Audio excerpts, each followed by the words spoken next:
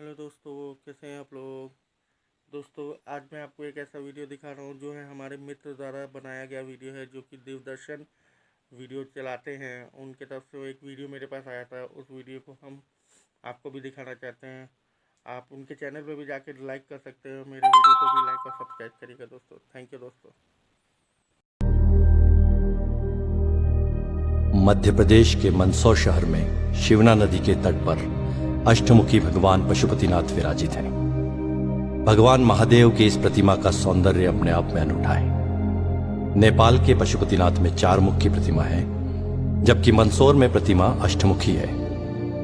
19 जून 1940 को शिवना नदी के बाहर आने के बाद 21 साल तक भगवान पशुपतिनाथ की प्रतिमा नदी के तट पर ही रखी रही। एक किंवदंती यह भी है कि इस प्रतिमा को सबसे पहले स्वर्गीय उदाजी पुत्र कालूजी धोबी ने स्वप्न में देखा था। उन्होंने यह बात बाबू शिवदर्शन जी अग्रवाल को बताई। तब बाबूजी और मंदसौर के नागरिकों के द्वारा प्रतिमा को 14 जोड़ी बैलगाड़ी से महादेव घाट की ओर ले जाया गया। प्रतिमा को नदी के उस कोने से इस कोने पर जब ले जाया जा रहा था, तब एक चमत्कार हुआ। प्रतिमा जैसे नदी से दूर जाना ही नहीं चाह रही थी। जिस जगह आज प्रतिमा स्थापित है, यह वही जगह है जहां से वह हिली ही नहीं। आज उस जगह पर भगवान पशुपतिनाथ का विशालकाय मंदिर स्थापित है। उसके पश्चात 21 वर्षों तक बाबूजी ने प्रतिमा का संरक्षण व सेवा की।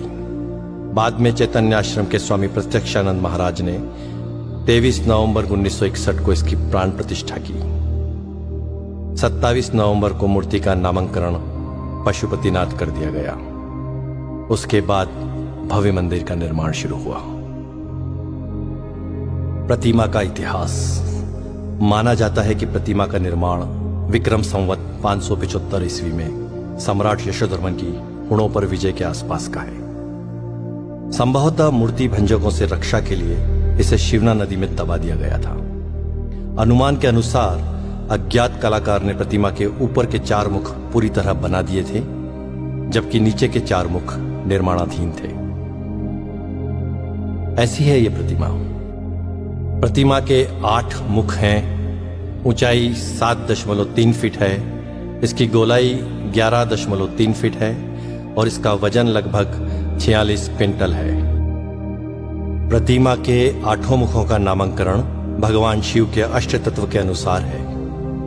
हर मुख के भाव व जीवन काल भी अलग अलग हैं। शर्व, भव, रुद्र, उग्र, भीम, पशुपति, ईशान और अंत में महादेव। यही अष्टमूर्तियां पृथ्वी, जल, अग्नि, वायु, आकाश, यजमान सूर्य और चंद्रमा को अधिष्ठित किए हुए हैं। भगवान पशुपतिनाथ महादेव का पूर्व मुख।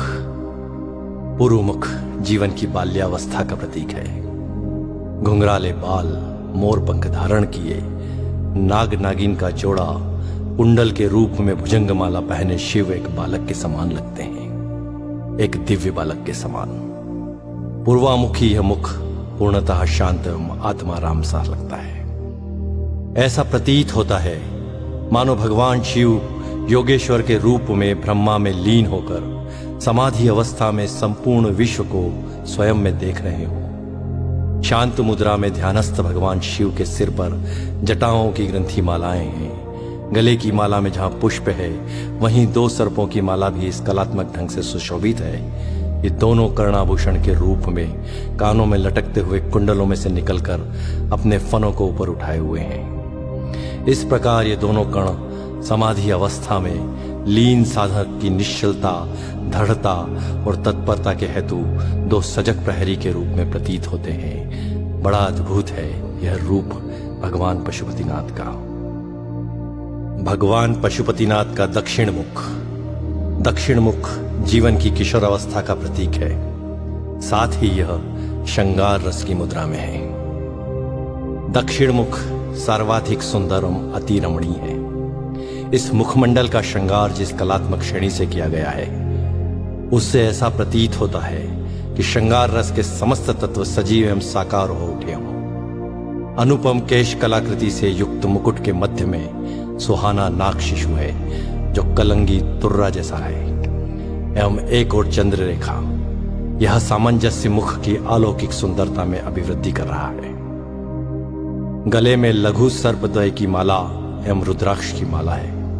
कानों में कमनी कुंडल हैं, नेत्रों में रस भरी मादकता है तथा मुख मुद्रा में मंद मंद मुस्कान है। ऐसा लगता है मानो कुमार संभववर अपनी विवाह यात्रा पर चलते समय अपनी श्रृंगार लक्ष्मी की आत्ममोहिनी छवि को स्वयं में मुग्ध होकर रसमय हो रहे हैं। ऐसा है भगवान पशुपतिनाथ का दक्षिण मुख। भगवान पशुपतिनाथ का पश्चिम मुख जीवन की प्रौढ़ावस्था को दर्शित करता है। यह मुख महादेव जी का रौद्र रूप भी है। अधरोष्टम नेत्र खुले हैं, मुख वक्र है, पोहें चढ़ी हैं, जटाजूट का अभाव है। सर्पों के साथ केश ग्रंथित हैं। गले में कनेर व आंकड़े के पुष्प की माला है। तप में बाधा डालने वाले कामदेव पर महादेव को इतना क्रोध है कि उनको यहां देख पाना भी कठिन है। तृतीय नेत्र खुला है जिसमें से आंख की लपटें निकल रही हैं। अंगारे के समान धधकते तृतीय नेत्र का तप मुखमंडल पर छाया हुआ है। द्विसर्प के मध्य ओम अंकित है जो भगवान शिव का शिवत्व सूचक है। रौद्र, भयानक एवं वीर, इन तीनों रसों की व्यंजना इस प्रलयकारी रूप से स्पष्ट है। ऐसा है भगवान रुद्र का यह रौद्र रूप। भगवान पशुपतिनाथ का उत्तर मुख जीवन की वृद्धावस्था का प्रतीक है। साथ ही यह हास्य और आनंद की मुद्रा में भी है। कपोल फूल है, जटाजूट प्रसाधन दर्शनीय है। गले में छोटे व बड़े मणियों की माला है। विशाल जटाजूट स्वतः ही श्रृंगार रूप में है। कर्ण कुंडल में सर्प झूल रहे हैं, अटखेलियां कर रहे हैं। मुख का वर्णन भी हास्य के अनुरूप ही है। हास्य मुद्रावश तृतीय नेत्र का आकार संकुचित है जो इस शोभा में वृद्धि कर रहा है। यहां उज्ज्वल धारियों ने शिवगंगा की धारा से श्रृंगारित किया हुआ है। ऐसा है भगवान महादेव का उत्तर मुख। एक और जहां प्रतिमा के चार मुख जीवन की चार अवस्था बाल्या, किशोर, प्रौढ़ और वृद्धावस्था को दर्शाते हैं, वहीं दूसरी ओर जीवन की चार व्यवस्थाएं धर्म, अर्थ, काम, मोक्ष को भी परिलक्षित करती है। प्रतिमा के नीचे के चार मुख जल प्रवाह से शरीत हो गए हैं, अतः वास्तविक रूप से विवेचन अब संभव नहीं है।